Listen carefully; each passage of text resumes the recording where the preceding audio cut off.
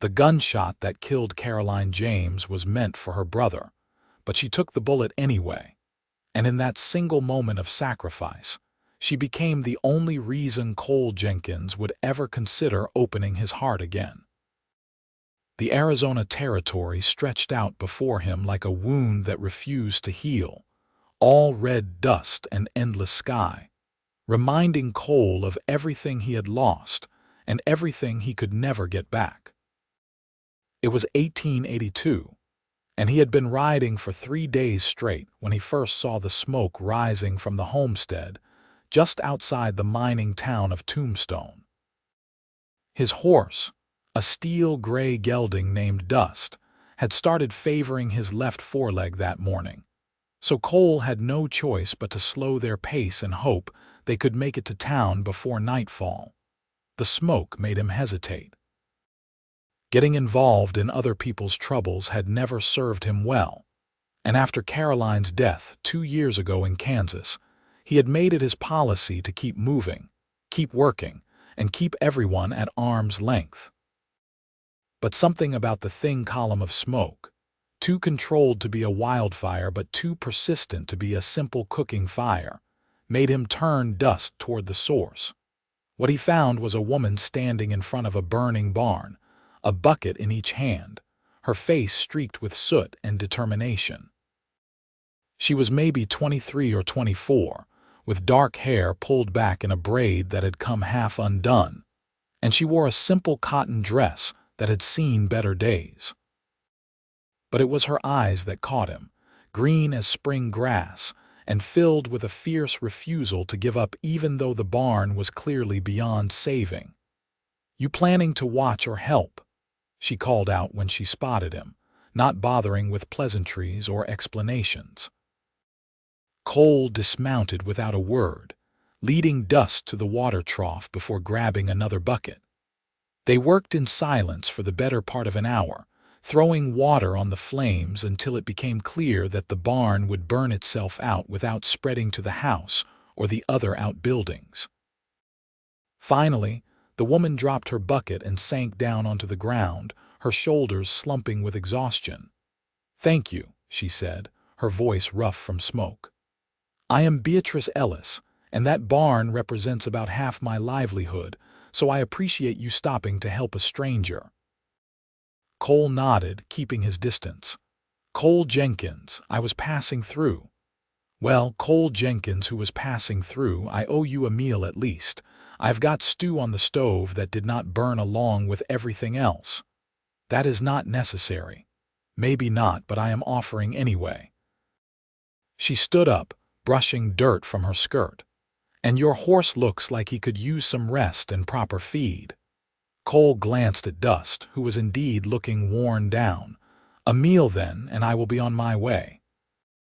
Beatrice's house was small but well kept, with curtains in the windows and a garden struggling to grow in the harsh Arizona soil. Inside, everything was neat and organized, the kind of home that spoke of someone who took pride in what little they had. She ladled stew into bowls while Cole washed up at the basin by the door, the water turning gray with soot and trail dust. "You live out here alone?" he asked, immediately regretting the question. It was none of his business. "For the past year, yes. My father died of a fever last spring, and my brother headed to California to try his luck in what was left of the gold fields. So it is just me and the chickens and a milk cow who has more personality than most people I know. That is a lot of work for one person. It is what it is." She set the bowls on the table and sat down across from him. "I have been managing, or I was until today. Someone set that fire deliberately. I saw the kerosene cans they left behind." Cole's jaw tightened. "You have enemies." "Just one. A man named Harold Buckley who owns most of the land around here. He has been trying to buy my property for months, and I keep refusing. My father built this place from nothing, and I am not about to hand it over to someone who just wants to turn around and sell it to the mining company for 10 times what he offered me. You should report it to the law." Beatrice laughed, but there was no humor in it. "The sheriff is Buckley's brother-in-law. I could report the sky is blue and get the same result."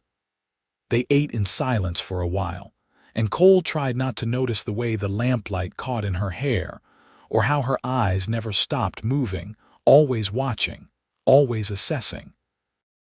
She reminded him of a wild horse, ready to bolt at the first sign of danger. He understood that feeling better than he wanted to admit.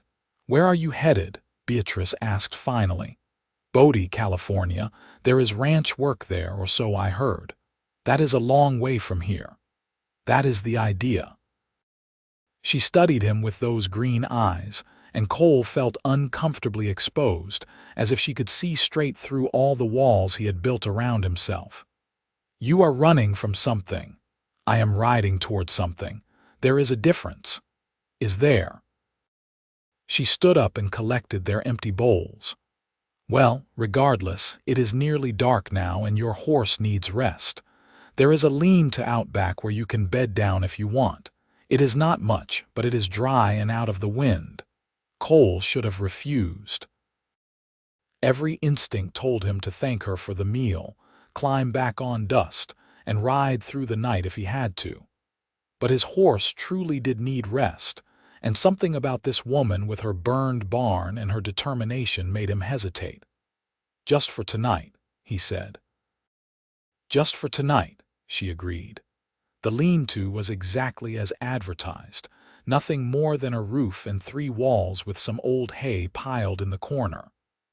Cole spread his bedroll and lay down, watching the stars appear one by one in the darkening sky.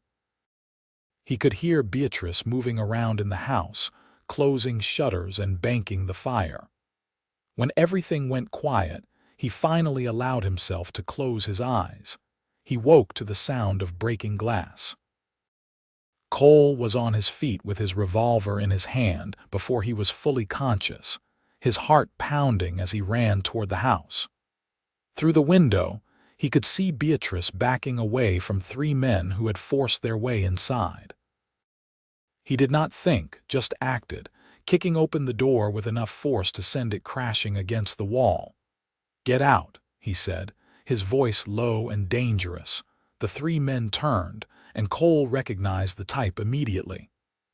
Ranch hands, probably, hired muscle for someone with more money than morals.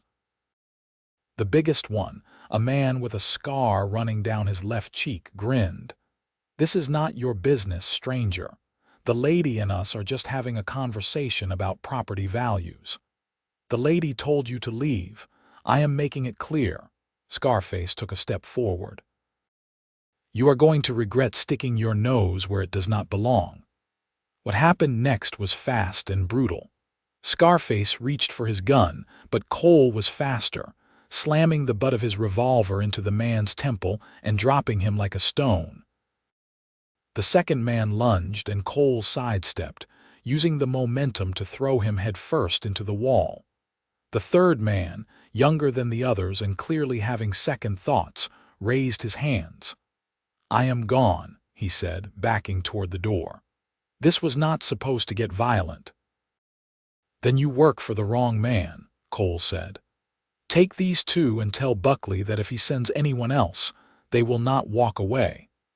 The young man nodded frantically, helping his groaning companions to their feet and half dragging them out the door. When they were gone, Cole finally turned to Beatrice, who was standing against the far wall with a cast iron skillet clutched in both hands. "Are you hurt?" he asked. She shook her head slowly, setting the skillet down on the table. Her hands were shaking. "They said this was my last warning. That if I did not sign the sale papers by the end of the week, the next fire would be the house with me inside it." Cole holstered his gun, suddenly aware of how close he had come to killing a man in this woman's kitchen. "You need to leave. Go to your brother in California. And let Buckley win. Let him take everything my father built, better than being dead." Her eyes flashed with anger. "Easy for you to say. You are the one who rides away from everything. Some of us do not have that luxury." The words hit harder than they should have. Cole turned away, looking at the broken window and the overturned chairs. "I will fix that before I leave in the morning. Cole," her voice was softer now, "I am sorry, that was unfair." It was true. He went back to the lean-to, but sleep would not come. Every time he closed his eyes, he saw Caroline falling, saw the blood spreading across her chest, heard his own voice screaming her name. She had been engaged to his best friend, had been like a sister to Cole himself. And when that outlaw's bullet had gone wild during a botched bank robbery, she had pushed her brother out of the way and taken the hit meant for him. Cole had hunted that outlaw for 6 months, finally catching up with him in a town called Dodge City. He had been prepared to kill him, had wanted to kill him, but in the end, he had turned the man over to the law and watched him hang. It had not brought Caroline back. It had not filled the hole her death had left. It had just made Cole realize that everything he touched, everyone he cared about, ended up hurt or dead or worse. So he had started riding, taking work where he could find it, never staying long enough to form attachments or put down roots. It was a lonely existence, but it was safe. For him, and for everyone around him. The next morning, he repaired the window using oiled paper and wooden slats, then tended to Dust's leg, which looked better after a night's rest. Beatrice made breakfast and they ate without talking about the previous night. But when Cole went to saddle his horse, she followed him outside. "Stay," she said simply. "What? Stay. For a few days at least. I will pay you whatever I can afford. I need help rebuilding that barn, and clearly, I need someone here who can handle themselves if Buckley's men come back. I am not a hired gun. I am not asking you to be. I am asking you to be a hired hand who happens to know how to throw a punch." She crossed her arms. "Look, I know you want to keep moving, keep running from whatever it is that put that look in your eyes. But your horse needs more rest and I need help. It is just a few days. Then you can ride off to Bodie or anywhere else you want." Cole looked at her, really looked at her, and saw past the determination to the fear underneath. She was terrified but refusing to show it, refusing to back down. It reminded him of Caroline, who had been fierce and brave and too stubborn for her own good. "1 week," he heard himself say. "I will stay 1 week, help you rebuild what I can, and make sure Buckley's men think twice about coming back. After that, I am gone." Relief flooded Beatrice's face. 1 week, thank you.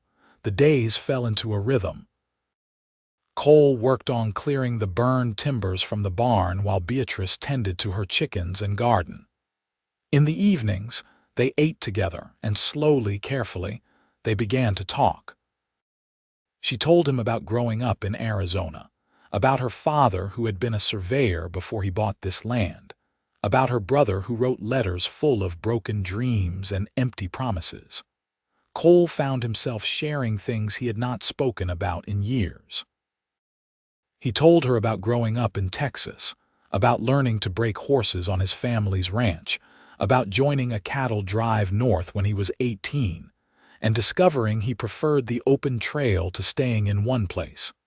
He did not tell her about Caroline. That wound was still too raw, too personal. But Beatrice had a way of seeing past his careful words to the truth beneath.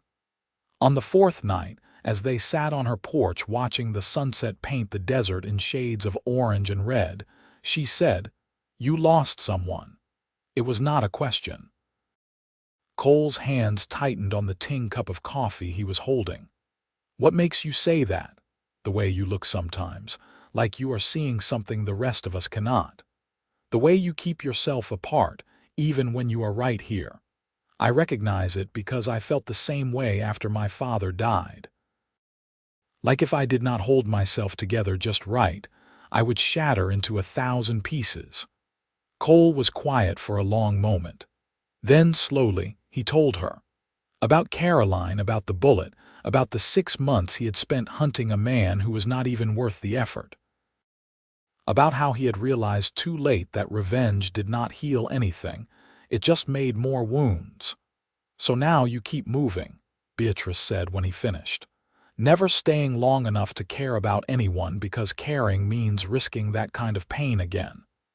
It is not fair to other people. I am not good at letting people in. Maybe you are just out of practice." She set her own cup down and turned to face him. "You have been here 4 days, Cole. You fixed my window, you are rebuilding my barn, you stood between me and men who wanted to hurt me." That sounds like someone who knows how to care, whether they want to admit it or not. That is just basic decency. No, basic decency is helping someone change a wagon wheel. What you did, what you are doing, that is more than that, and I think you know it. Cole stood up abruptly. "I should check on Dust." He walked away before she could respond, his heart pounding in a way that had nothing to do with exertion. She was getting too close, seeing too much. In 3 more days he could leave and put this behind him, go back to the safety of solitude. But that night, lying in the lean-to under a sky full of stars, he found himself thinking about Beatrice's smile when he had managed to salvage some of the barn's foundation, about the way she hummed while she worked in her garden, about how natural it felt to sit across from her at the table, sharing meals and conversation, about how much he would miss it when he left. The realization terrified him. On the 5th day, Beatrice took him into Tombstone to buy lumber for the barn. The town was everything he expected from a mining settlement. Loud and rough and full of people trying to strike it rich or spend the riches they had already found. They loaded the wagon with supplies, and Beatrice introduced him to various shopkeepers and townsfolk, all of whom seemed to know her and treated her with respect. They were leaving the general store when a man in an expensive suit stepped into their path. He was in his 40s with carefully groomed hair and the kind of smile that never reached his eyes. "Miss Ellis," he said smoothly, "I heard about the unfortunate incident with your barn. Such a tragedy." "Mr. Buckley." Beatrice's voice was cold. "Yes, it was quite the tragedy. Almost as tragic as someone leaving kerosene cans at the scene." Buckley's smile did not waver. "I have no idea what you are implying. I came to renew my offer for your property. Given your recent losses, I am sure you could use the money to start fresh somewhere else." "My answer has not changed." "That is disappointing." For the first time, Buckley's eyes shifted to Cole. "I do not believe we have met. We have not." Cole kept his voice neutral, but his body was tense, ready. "This is Cole Jenkins," Beatrice said. "He is working for me." "I see." Buckley's expression suggested he saw more than Beatrice intended. "Well, Mr. Jenkins, I hope you are being paid well. Miss Ellis has a habit of holding on to lost causes long past the point of wisdom." "The lady's business is her own," Cole said. "And from where I stand, the only cause that is lost is yours." Something dangerous flickered in Buckley's eyes, but his smile remained fixed. "I will leave you both to your day then. But Miss Ellis, do think about my offer. Accidents have a way of happening to stubborn people." He walked away, and Beatrice let out a breath she had been holding. "That man makes my skin crawl. He is not going to give up, I know, but neither am I." They drove back to the homestead in silence, and Cole spent the afternoon working on the barn frame while his mind turned over the problem of Harold Buckley. Men like that did not take no for an answer, and they had the money and connections to make life very difficult for anyone who stood in their way. Beatrice was brave, but bravery alone would not protect her if Buckley decided to escalate. That evening, as they sat down to dinner, Cole made a decision. "I am staying," he said. Beatrice looked up from her plate. "What? Beyond the week? I am staying until this situation with Buckley is resolved. You cannot handle him alone." "Cole, you do not have to do that. I know you want to get to Bodie." Bodie will still be there next month, and you will be dead if someone does not watch your back. So that is it. You are staying out of obligation." There was something in her voice, a hint of hurt that she tried to hide. "I am staying because I want to," Cole said, the words feeling like a confession. "Because the thought of riding away and hearing a few months from now that something happened to you makes me sick. Because you were right the other night. Maybe I am just out of practice at caring about people. But I care about you, Beatrice, and that scares the hell out of me, but here we are." The silence that followed felt like standing on the edge of a cliff. Beatrice set down her fork carefully, her eyes searching his face. "I care about you too," she said quietly. "I think I started caring the moment you got off your horse and picked up that bucket without asking why or expecting anything in return. You say you are not good at letting people in, but Cole, you let me in. Maybe you did not mean to, but you did. And I want you to stay, not because I need protection, but because I want you here. Because when I think about my future, you are in it." Cole felt something crack open inside him, a wall he had built so carefully starting to crumble. He stood up, walked around the table, and held out his hand. Beatrice took it, letting him pull her to her feet. They stood there in the lamplight, close enough that he could count the flecks of gold in her green eyes. "I do not know how to do this," he said. "I do not know how to be what you deserve. I am not asking you to be anything except yourself." She reached up, touching his face with gentle fingers. "The real you, not the one you hide behind all that distance and guarding." He kissed her then, unable to stop himself, and she kissed him back with a fierceness that matched her personality. It was like coming home after years of being lost, like finding water in the desert. When they finally broke apart, Cole rested his forehead against hers, his hands shaking slightly as he held her waist.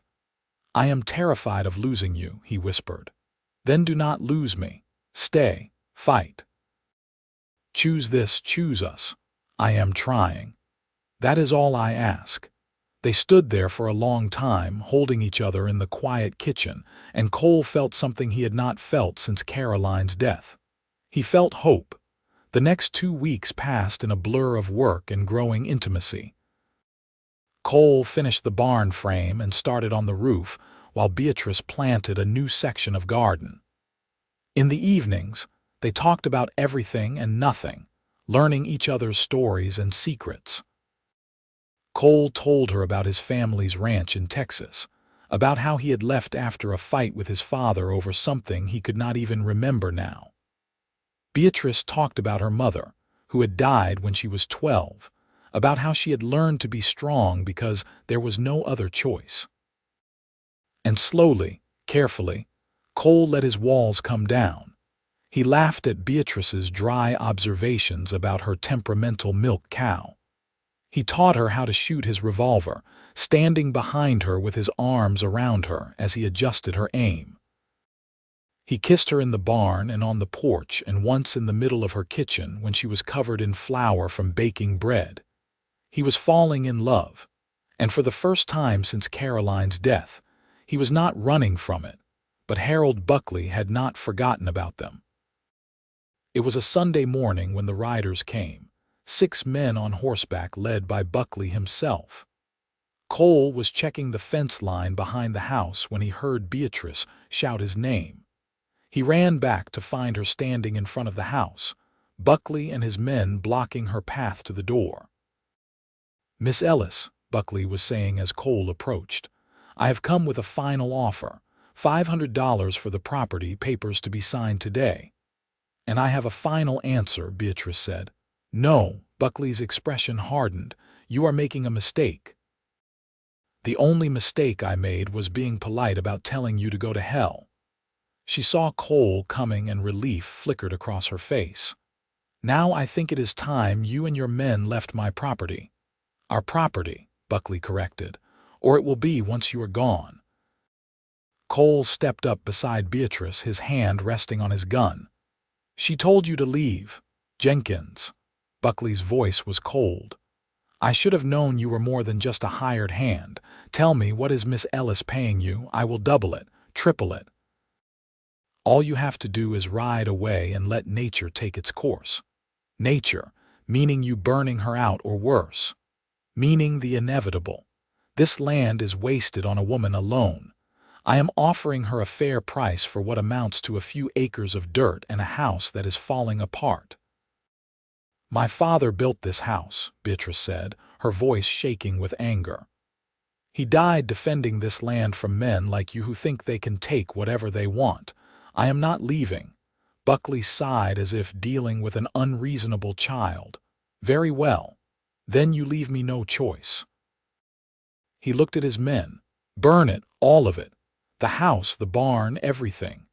The men dismounted, several pulling out kerosene cans. Cole drew his gun, the metallic sound loud in the morning air. First man who lights a match dies, he said calmly. Buckley laughed.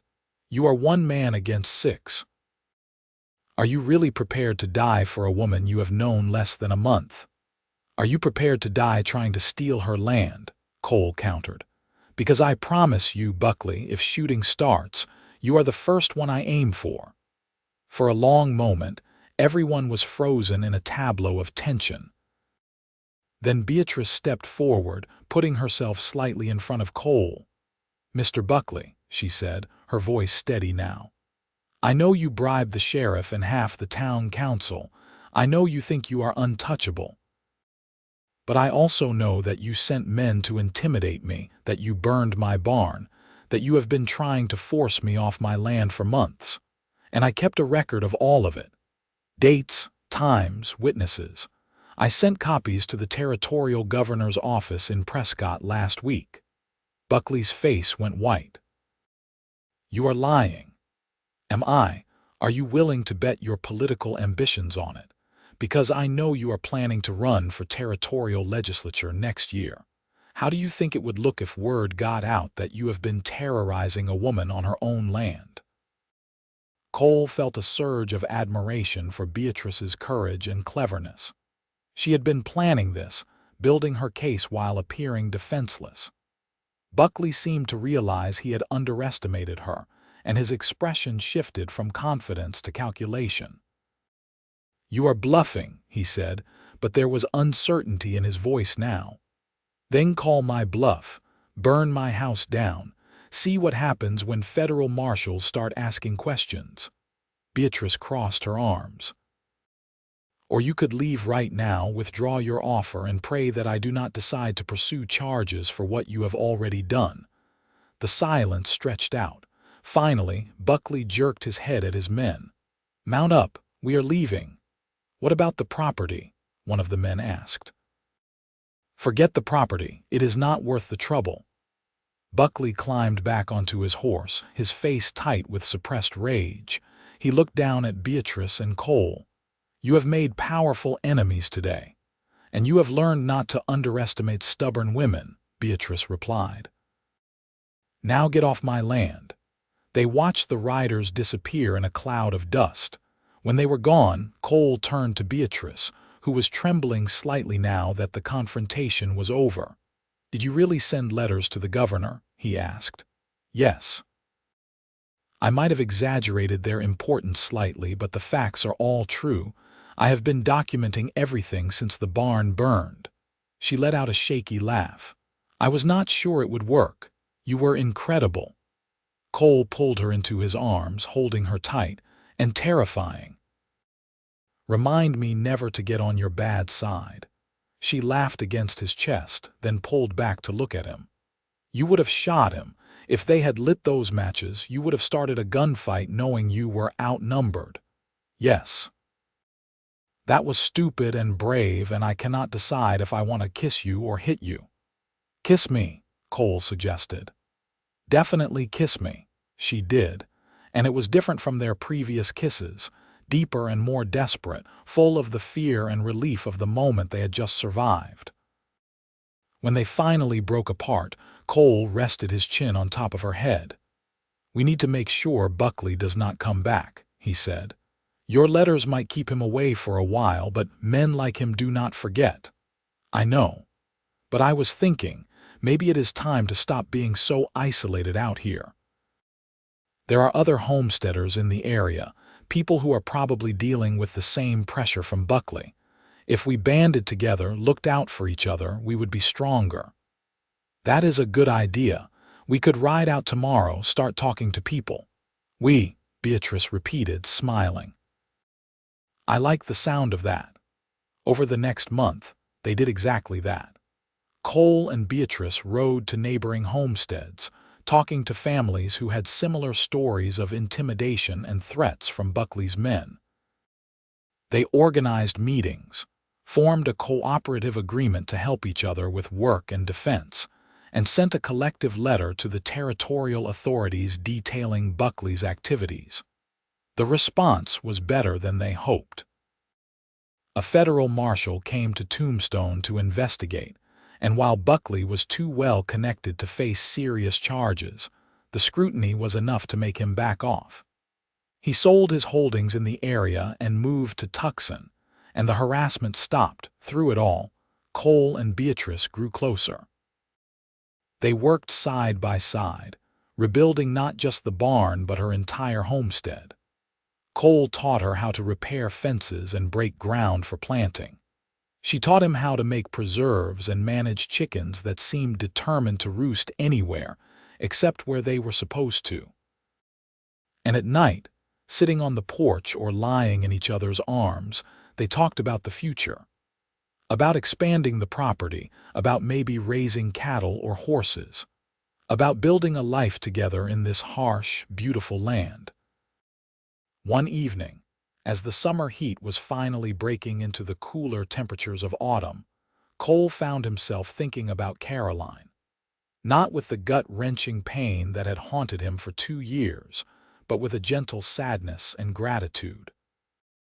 She had been his friend, and her death had nearly destroyed him. But it had also led him here, to this porch, to this woman, to this life he was building.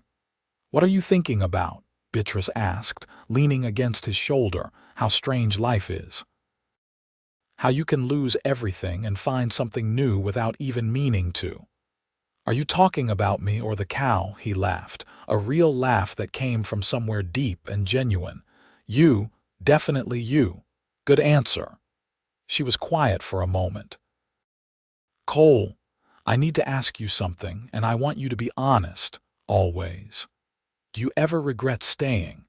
Do you ever think about Bodie or wherever else you were planning to go and wonder what might have been?" Cole turned to look at her, taking in her wind-tangled hair and sun-browned skin, the calluses on her hands and the strength in her eyes. "Not even once. Every road I have ever been on led me here to you. Why would I regret that? Because you gave up your freedom. Because you are tied to this place now, to me, to a life you did not choose. Beatrice." He took her hands in his. "I chose this. Every day I wake up and choose to be here, choose to work beside you, choose to love you. Freedom is not just about being able to leave. Sometimes it is about being able to stay." Tears welled in her eyes. "I love you too. I have for a while now, but I was afraid to say it, afraid you would run. I am done running." He kissed her forehead, her cheeks, her lips. "I am exactly where I want to be." That night, Cole asked Beatrice to marry him. There was no ring, just a promise spoken under the stars, and when she said yes, he felt the last of his walls crumble into dust. They were married in Tombstone on a crisp October morning in 1882, with half the homesteaders they had befriended in attendance. It was a simple ceremony, held in the small church on the edge of town, but to Cole, it felt like the most important moment of his life. Beatrice wore a dress borrowed from a neighbor, white with lace at the collar, and she was more beautiful than anything he had ever seen. When the preacher pronounced them husband and wife, Cole kissed her with such joy that several people in the congregation laughed and applauded. They held a celebration at the homestead afterward, with food and music and dancing that lasted until the stars came out. Cole, who had spent 2 years avoiding any kind of human connection, found himself surrounded by friends and community, and realized he had built something here worth keeping. That night, alone at last in the house that was now their shared home, Beatrice took his hand and led him to the bedroom. They made love slowly, learning each other with gentle hands and whispered words, and afterward, Cole held her close and knew that he had finally surrendered completely to this love he had fought so hard against. The next few years passed with the kind of contentment Cole had never believed possible for someone like him. They worked the land together, expanding the property and building a small herd of cattle. Beatrice proved to have a natural talent for breeding horses, and soon they had a reputation for quality stock. Cole took on occasional ranch work for neighbors, building relationships and a good name throughout the territory. In the spring of 1884, Beatrice told him she was pregnant. Cole felt a moment of pure terror, remembering Caroline, remembering how quickly life could be taken away. But Beatrice saw the fear in his eyes and took his face in her hands. "We cannot live in fear of what might happen," she said gently. "We can only live each day as it comes and trust that we are strong enough to face whatever that brings. I am afraid of losing you, I know. But I am here, Cole. I am healthy and strong, and I have you. That is more than most people have." She was right, and Cole forced himself to let go of the fear, to embrace the joy of the life growing inside her. He read everything he could about pregnancy and childbirth, drove into Tombstone to fetch the doctor for regular checkups, and hovered over Beatrice like a nervous hen, until she finally ordered him to go repair the fence line and give her some peace. Their son was born in December, a healthy boy with his mother's green eyes and his father's dark hair.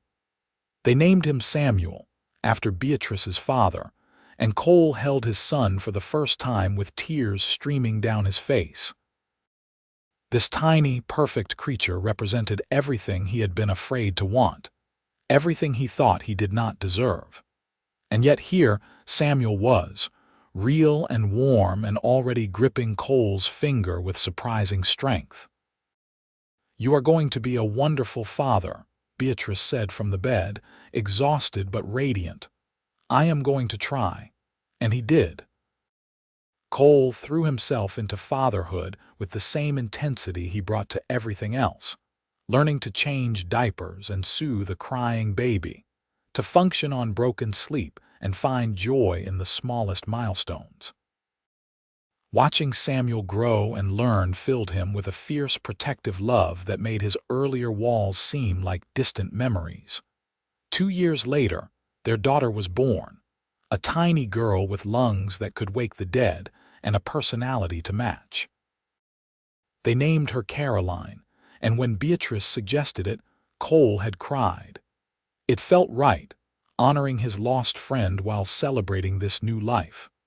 Little Caroline was as fierce and stubborn as the woman she was named after, and as determined as her mother.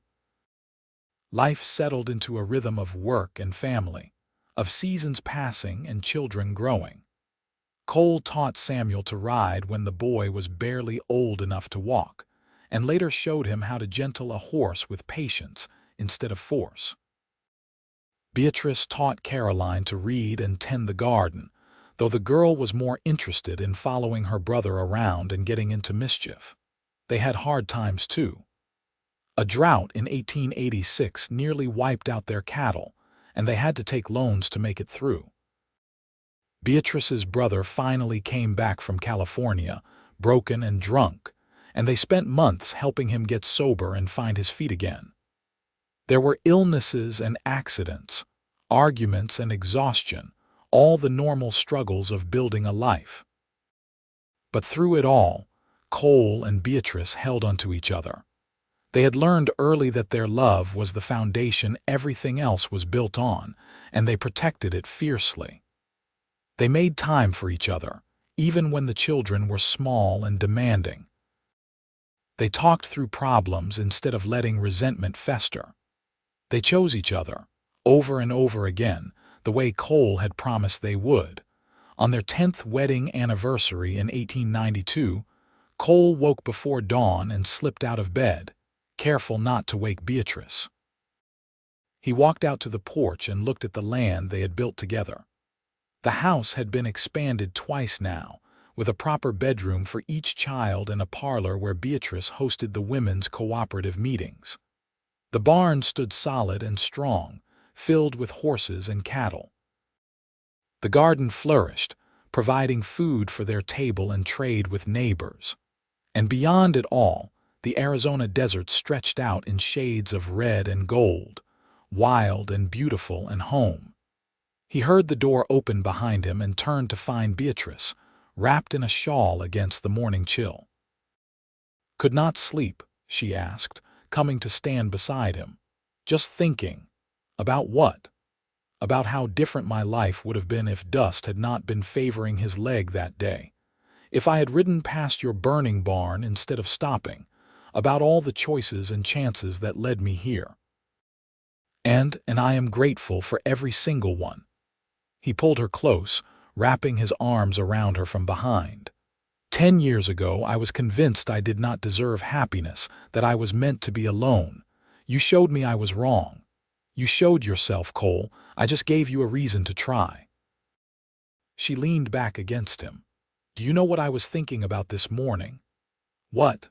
"About that first day when you came riding up to my burning barn. You looked so closed off, so determined not to care. And I thought, there is a man running from something. But I also saw kindness in you even then, a fundamental decency that you could not quite hide, no matter how much you tried. I was not trying to be kind. I just could not ride past someone who needed help." "Exactly. That is who you are, Cole Jenkins. That is who you have always been, underneath all those walls you built.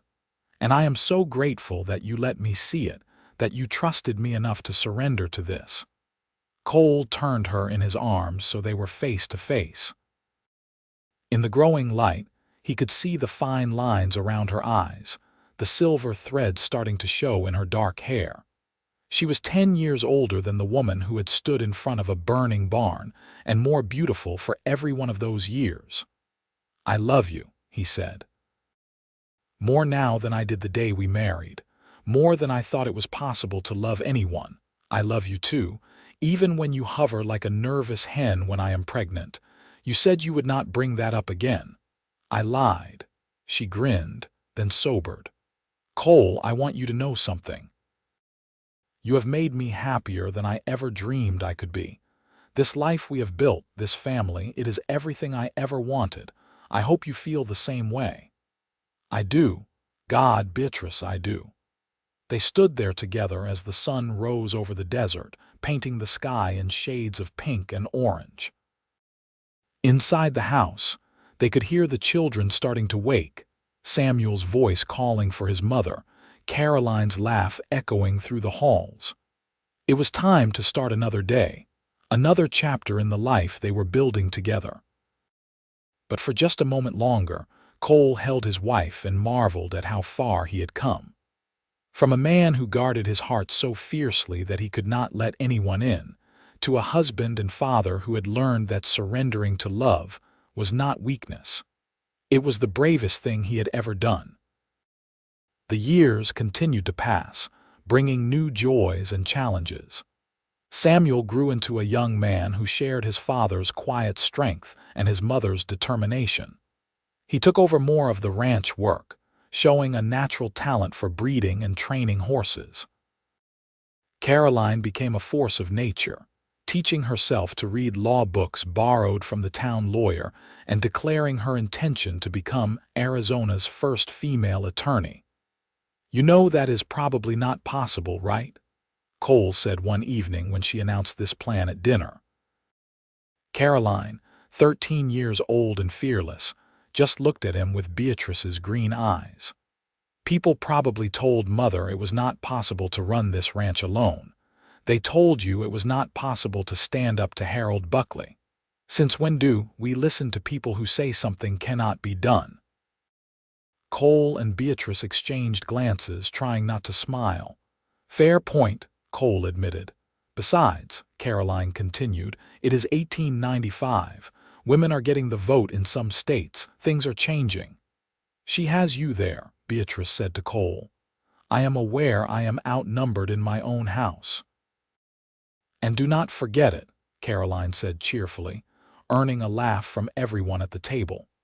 That night, after the children had gone to bed, Cole found Beatrice in the kitchen, washing the dinner dishes. He picked up a towel to dry, falling into the familiar routine they had shared for years. Our daughter is going to change the world, he said. She gets it from you, that stubborn refusal to accept things as they are. I seem to recall that being your quality. Then she gets it honestly from both of us. Beatrice handed him a clean plate. Does it scare you? How fast they are growing up terrifies me, Cole admitted. Samuel is talking about starting his own ranch soon. Caroline will probably be running the territory before she is 20, and I keep thinking about how I almost rode past all of this. How close I came to missing out on everything that matters. But you did not ride past. You stopped. You stayed. You chose this life, Cole, and that choice made all the difference. I chose you. Everything else followed from that. Beatrice set down the dish she was washing and turned to face him, her hands still wet and soapy. Do you remember what you said to me once, about freedom being about the ability to stay instead of the ability to leave? I remember. I have been thinking about that a lot lately. About how the real freedom is not running from your past or your pain. It is facing it, working through it, and building something new on the other side. You taught me that. We taught each other, Cole corrected. I would never have learned it alone. They finished the dishes in comfortable silence, then went out to the porch as they did most evenings. The Arizona night was cool and clear, stars scattered across the sky like diamonds on black velvet. Cole could hear cattle lowing in the distance, the horses moving in their corrals, all the sounds of a working ranch at rest. I was thinking, Beatrice said, maybe it is time to expand again, build another barn, increase the herd. Samuel is ready to take on more responsibility and the horse breeding program is doing well. We have the resources to grow. That is a big decision. I know, but I think we are ready. What do you think? Cole considered it, looking out at the land they had fought for and built on. I think you are right. I think we should do it. Really, really. This has always been our dream together. Let us keep building it. Beatrice smiled, that radiant smile that had first captured his heart 13 years ago. I love you, Cole Jenkins. I love you too, Beatrice Jenkins. They sat together in the starlight, making plans for the future and remembering the past. Two people who had found each other against all odds and built something lasting and true. The expansion happened over the next year. They built a new barn, larger and better designed than the one that had burned so long ago. They brought in a breeding stallion from California and started a serious horse program that quickly gained attention throughout the territory. Samuel took on the role of foreman, managing the daily operations with a maturity that made Cole proud. Even Caroline helped when she was not buried in her law books, proving she could handle cattle and horses as well as any ranch hand. The ranch prospered, becoming one of the most respected operations in southern Arizona. Cole's reputation as a horse trainer spread, and he found himself traveling occasionally to other ranches to consult and trade.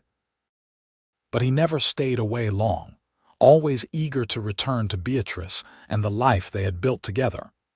In 1898, Arizona was moving towards statehood, and the territory was changing rapidly.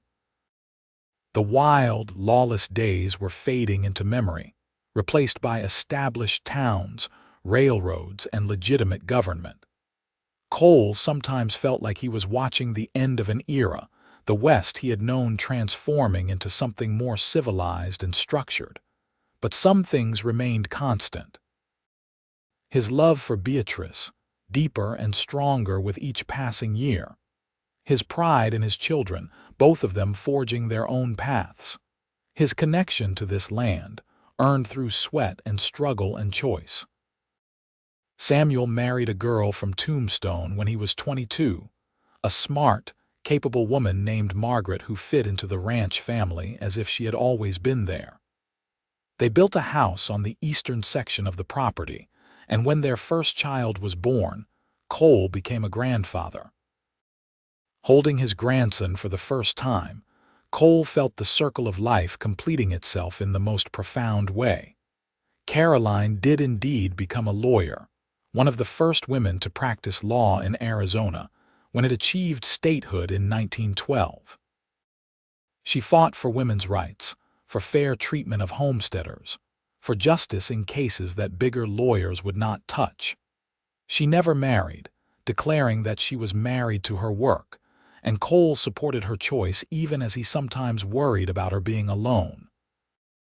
"She is not alone," Beatrice reminded him when he voiced this concern. "She has us, her brother, friends, her work. Not everyone needs a romantic partner to be complete.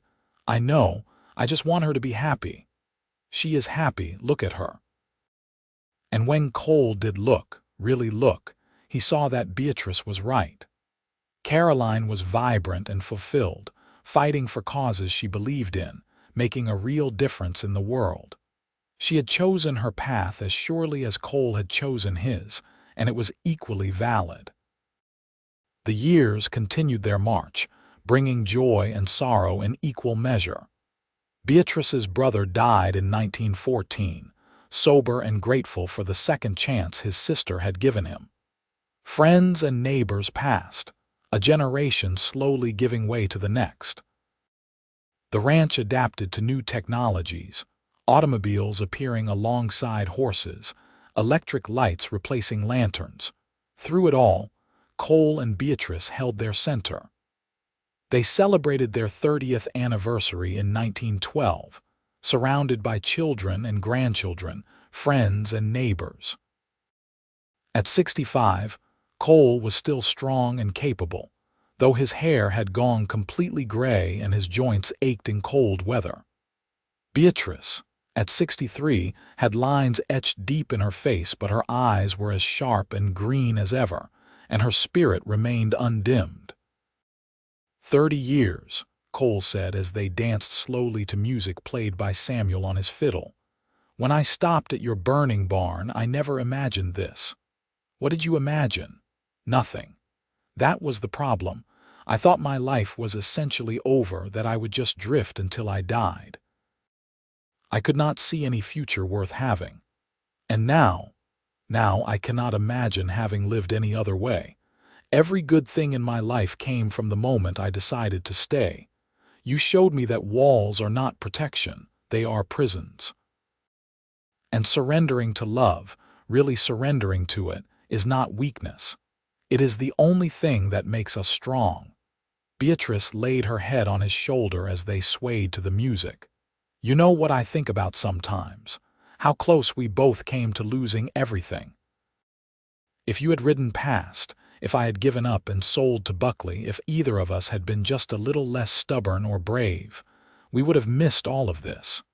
But we did not. We found each other and we fought for what we wanted, and here we are."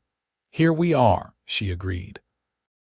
The dance ended, and they were swept up in the celebration, surrounded by the people they loved and the life they had built. Cole looked around at the faces, seeing his own features reflected in his grandchildren, seeing Beatrice's spirit alive in Caroline's fierce determination, seeing the legacy of their love carried forward in ways both obvious and subtle. Later, as the party wound down and guests began to leave, Cole and Beatrice walked out to the porch one more time. It was their ritual, their constant, this time spent together watching the sun set or the stars appear, talking about everything and nothing. "I have been thinking about mortality lately," Beatrice said quietly. Cole felt his heart clench. "Are you sick?" No, nothing like that. Just aware that we are not young anymore, that our time is not infinite, and I wanted to tell you something while we have the chance. Tell me. You saved my life, Cole. Not just that first night when you helped with the barn or when you stood up to Buckley's men. You saved my life by showing me what real partnership looks like. What it means to be loved completely, accepted fully, supported always. My father was a good man, but he was of his time. He never would have understood my ambitions or taken my opinions seriously. And I was so lonely, even before he died. I did not know it was possible to have what we have. Cole pulled her close, emotion thick in his throat. You saved me first.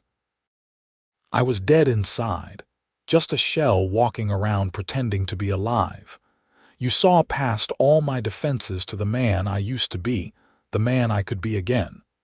You gave me permission to feel again, to want again, to live again. Everything I am, everything I have become exists because you refused to let me hide behind my walls. We saved each other then. Yes, and we have spent 30 years continuing to save each other every single day. They stood in silence, two people who had somehow found each other across all the chaos and chance of life, and built something that would outlast them both. Their children would carry forward what they had learned about love and strength and stubbornness. Their grandchildren would inherit not just the ranch but the values that had built it. As the stars came out one by one and the desert night wrapped around them, Cole thought about the man he had been in 1882. Guarded, distant, convinced that caring for anyone was a weakness he could not afford. He thought about Caroline's death and how it had broken something fundamental inside him, made him believe that love was just another word for loss. But Beatrice had shown him the truth.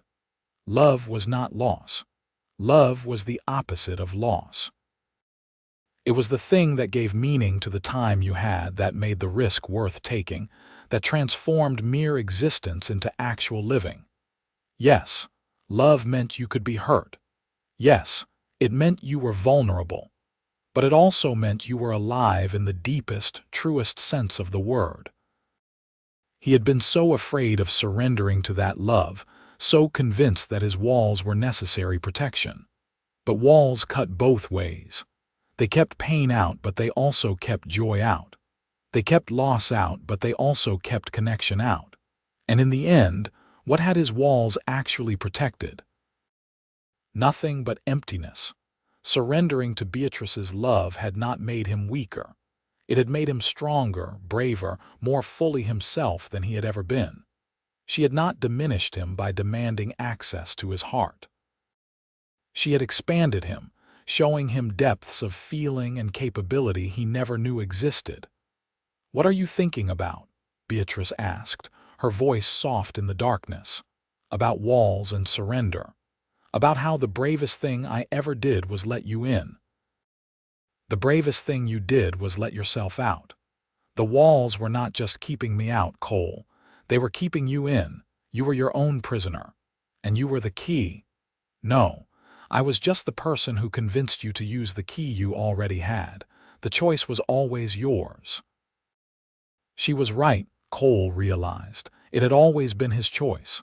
To stop or ride on, to stay or leave, to open his heart or keep it locked away.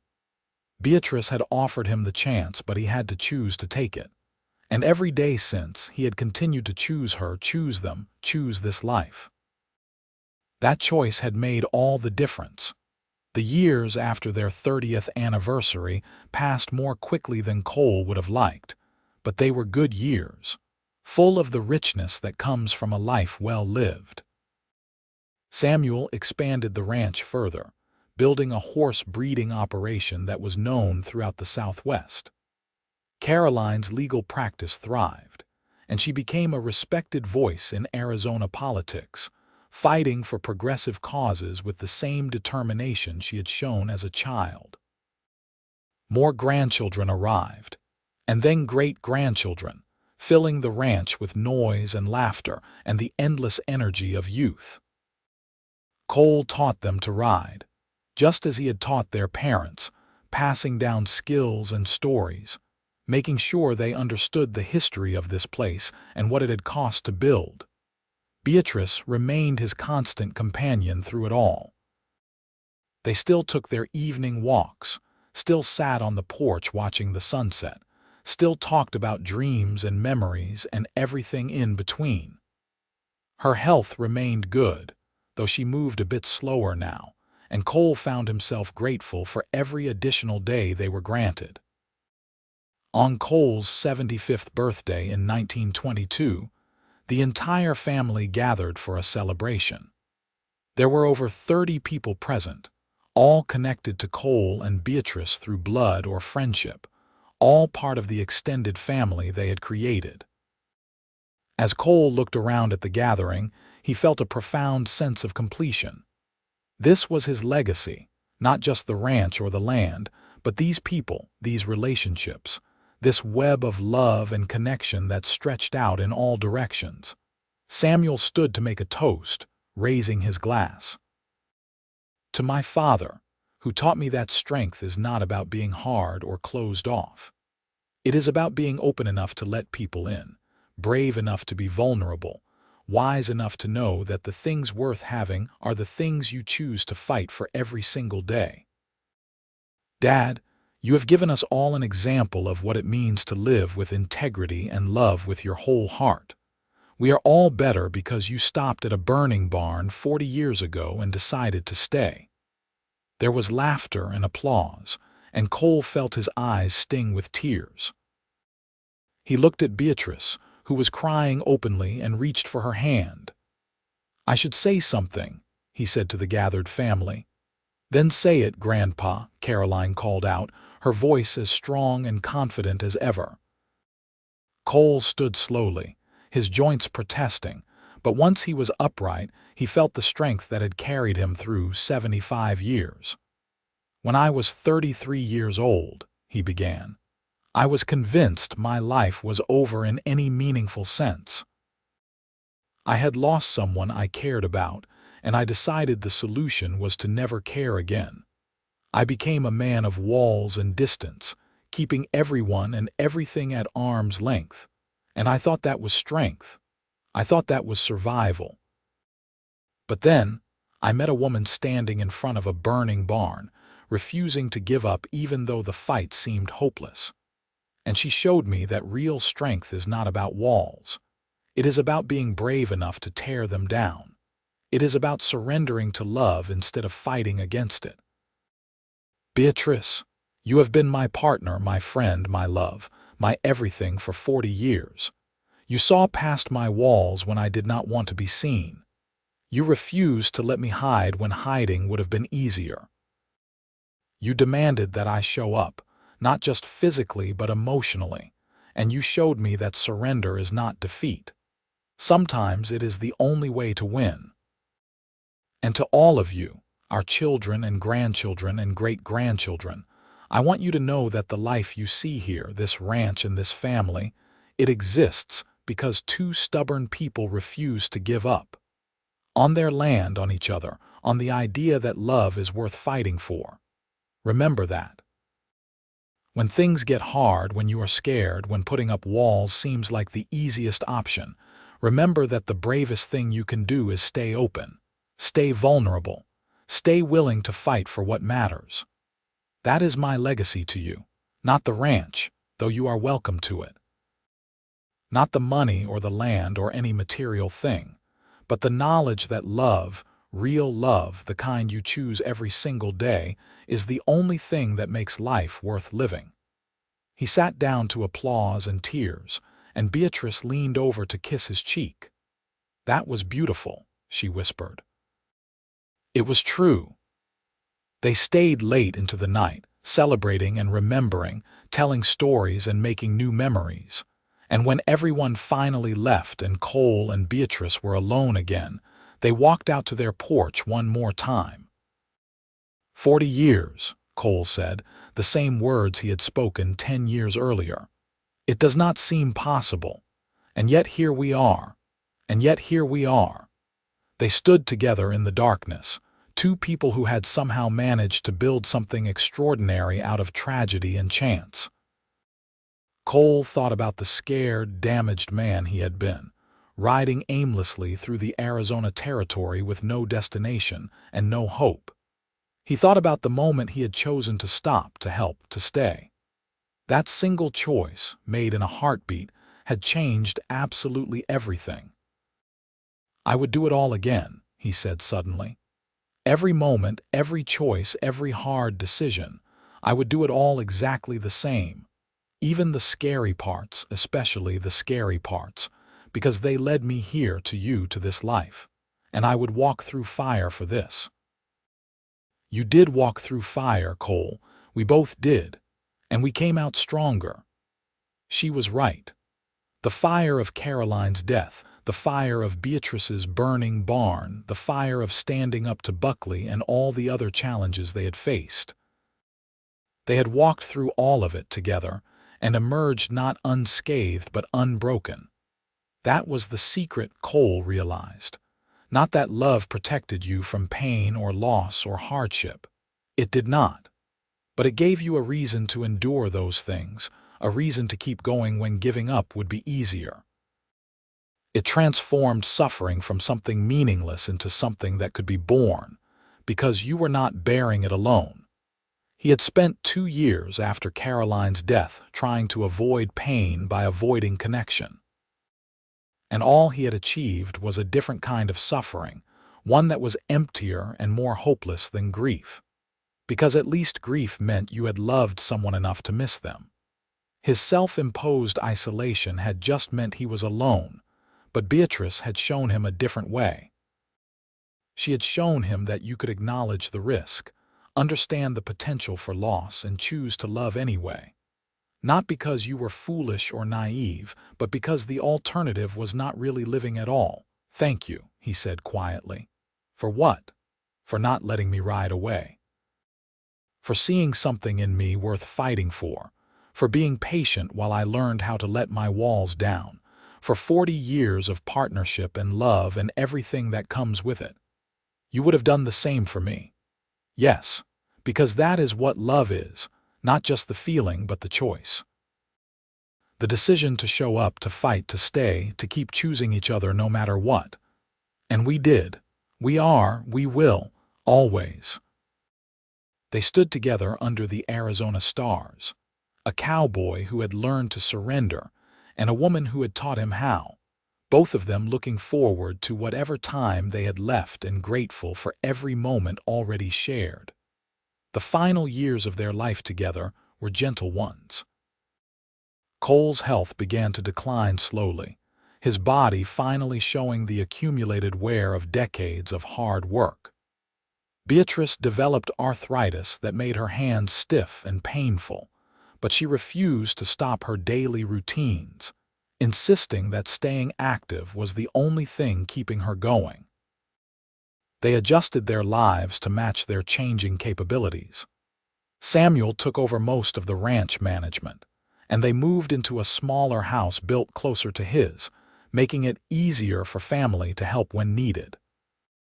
Cole could no longer ride for hours or train difficult horses, but he could still sit in the barn and advise, his knowledge and experience valuable even if his body was failing. Beatrice could no longer manage the large garden she had loved, but she kept a small plot near the house where she grew herbs and flowers, tending it with the same care she had given to everything in her life. They spent more time on the porch, watching life happen around them, content to be observers now rather than primary actors. On their 45th anniversary in 1927, they held a quiet celebration, just family, and Cole marveled at how much had changed since that first day in 1882. The world had transformed around them, automobiles and airplanes and radio becoming commonplace, the wild frontier of his youth now just a memory kept alive in stories and fading photographs. But some things had not changed. His love for Beatrice, constant and true. The land stretching out around them, still beautiful despite all the ways humanity had tried to tame it. The fundamental truth that a life built on love and chosen commitment was worth every sacrifice required to maintain it. "You know what I am most proud of?" Beatrice asked him that evening as they sat on the porch. "What?" "That we never stopped trying. We have had hard times, moments when things were difficult between us, but we never gave up. We always came back to each other, always chose to work through it instead of walking away. That is the real achievement, Cole. Not that we loved each other, but that we kept loving each other day after day, year after year." "You make it sound like work." "It is work. The best kind of work, the kind that matters most, but work nonetheless. Love is not just a feeling that happens to you. It is a choice you make, over and over again, to put someone else's well-being alongside your own, to build a life together instead of just two separate lives running parallel." Cole nodded slowly, understanding the truth in her words. "You are right, and that is what I learned from you. That love is not about grand gestures or perfect moments. It is about showing up every day, doing the work, making the choice." "We taught each other," Beatrice said, as she had said so many times before. "That is what partnership means." Cole died on a cold January morning in 1929, with Beatrice holding his hand and surrounded by family. He was 81 years old, and he went peacefully, his last words a whispered "I love you" to the woman who had changed everything. Beatrice survived him by 3 years, and in that time, she made sure their story was recorded, told, and remembered. She wrote down the history of the ranch, of their life together, of the choices and chances that had brought them to where they ended. She wanted their descendants to understand that what they had built was not just physical structures or financial success. It was a testament to what was possible when two people chose each other fully and completely. She died in the spring of 1932 in her sleep and was buried next to Cole on the hill overlooking the ranch. Their children erected a stone marker that reads simply, "Cole and Beatrice Jenkins. They chose love, they chose each other, they chose to stay." The ranch continued, passing to Samuel and then to his children, evolving with each generation but maintaining the core values Cole and Beatrice had established. The story of the distant cowboy and the stubborn woman who had seen past his walls became family legend, told and retold, inspiring countless descendants to be brave enough to take down their own walls and surrender to love, because that was the real lesson of their lives together. Not that love was easy or simple or without risk, but that it was worth it. Worth the fear, worth the vulnerability, worth the chance of loss. Because a life lived fully, with an open heart and chosen commitment, was infinitely richer than a life spent hiding behind walls of self-protection.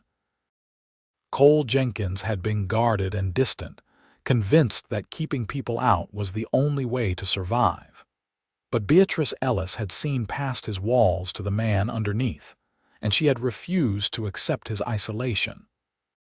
She had pushed and challenged and waited patiently while he learned to trust again, to hope again, to love again. And in surrendering to her love, Cole had not lost himself. He had found himself.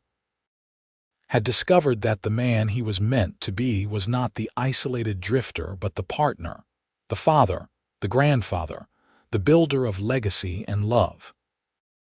Their story became part of the land itself, woven into the red Arizona dirt and the endless sky, a reminder that sometimes the bravest thing you can do is stop running, stand still, and let someone in.